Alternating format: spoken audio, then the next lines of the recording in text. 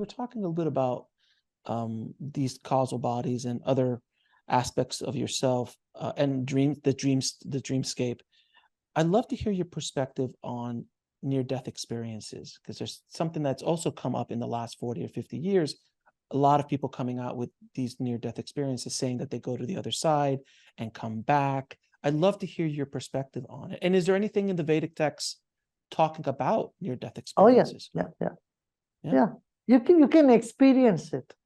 When you go deep in meditation, you too can do that. You can have an out-of-body experience. It's not a big deal at all. Not for you, but for many people who have them, it could be a big deal, my friend. Now, yeah, it's a fact. It's a fact. I mean, this near-death experience gives a glimpse to those who are just stuck with their little intellect and think this is all that there is, and this is what is truth. For them, it gives a little glimpse of world beyond our intellect, beyond our perceived sensory experiences. And that's good. It's like, in a dark night when there is a lightning that happens, you suddenly see all the buildings around you. In the same way, these near-death experiences, I would say, is just that lightning in a dark night, which gives you a glimpse of what are hidden. But in meditation, it's like being in a daylight. You can see everything. Yes, very true, very true. Well, Gurudev, let me ask you, for people who are skeptical about this conversation, or that there is another side or this other world, I'm sure you have come across people who are skeptical in your work. What would you tell them what would you say to them if they're listening to this? That means there's a curiosity that is an itch that needs to be scratched, but their intellect is saying this is not possible, this is all BS, this is not working. What would you say to them? No, being skeptical is very good. I would say people who are skeptical can find the truth, but not those who are cynical. Do not let your skepticism slip into cynicism. Skeptical outlook is good.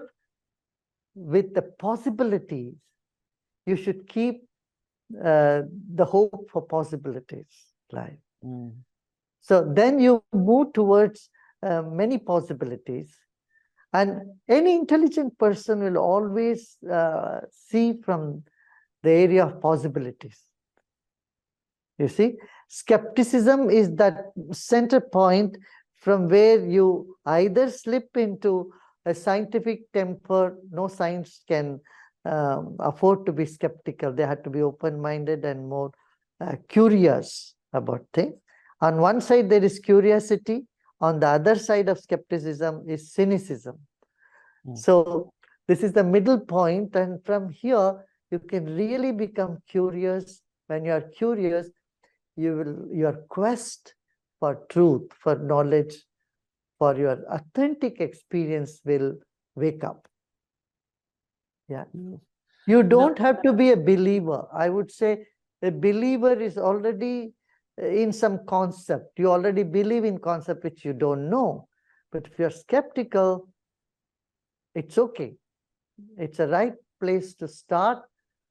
But as I said, you should go into quest of truth. Now, let me ask you this.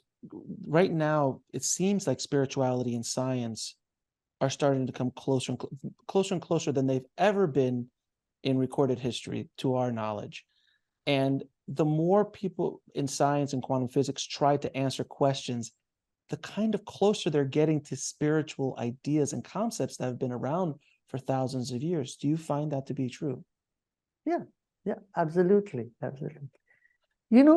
There are two thoughts in the world. One is the Oriental thought of saying, excuse me. Sure.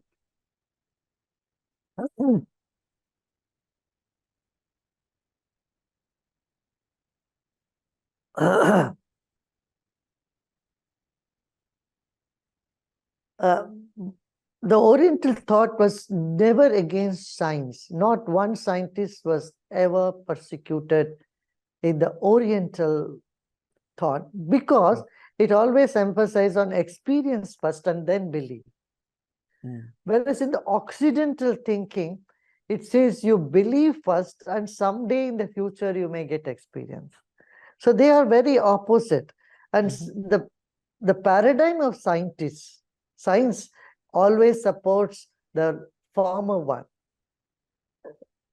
The later one, science does not approve. Says, I don't believe, but first let me experience it, then I will believe.